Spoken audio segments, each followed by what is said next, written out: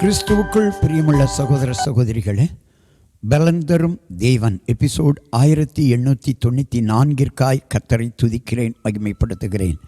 இந்த நாளிலும் எரேமியா தீர்க்கதரிசியினுடைய புஸ்தகம் 9ஆம் அதிகாரம் 24வது வசனத்தை நான் வாசிக்கின்றேன்.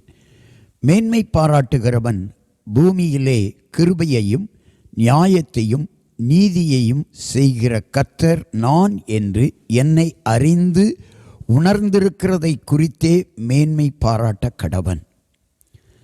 மேன்மை பாராட்டுகிறவன் கர்த்தரை குறித்தே மேன்மை பாராட்ட கடவன். மனிதர்களையோ தன்னையோ குறித்து மேன்மை பாராட்டக்கூடாது என்று வேதம் சொல்லுகிறது. மனித மேன்மைகளெல்லாம் அழிந்து போய்விடும்.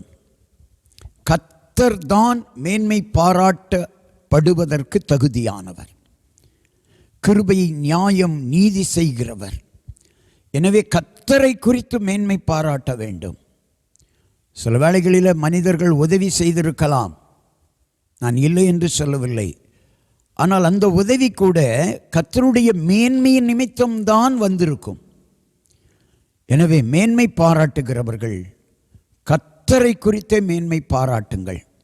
என்னால் வந்தது, என் கல்வியால் வந்தது, என் படிப்பால் வந்தது, என் உறவுகளால் வந்தது, பெற்றோர்களால் வந்தது, நண்பர்களால் வந்தது என்று சொல்லி மனிதர்களை குறித்து மேன்மை பாராட்ட வேண்டாம்.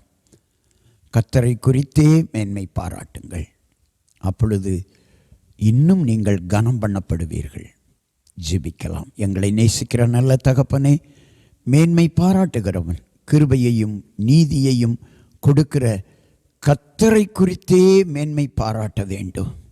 ஹல்லேலூயா. அவரிடத்தில் மாத்திரம்தான் நியாயம் இருக்கிறது. மனிதர்கள் மாறக்கூடியவர்கள்.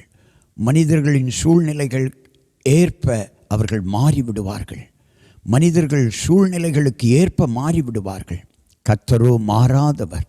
எனவே மேன்மை பாராட்டுகிறவர்கள் நீதியையும் நியாயத்தையும் கிருபையையும் வைத்திருக்கிற கர்த்தரை குறித்தே மேன்மை பாராட்டுங்கள். இன்னும் நீங்கள் கனம் பண்ணப்படுவீர்கள், மேன்மை பாராட்டப்படுவீர்கள்.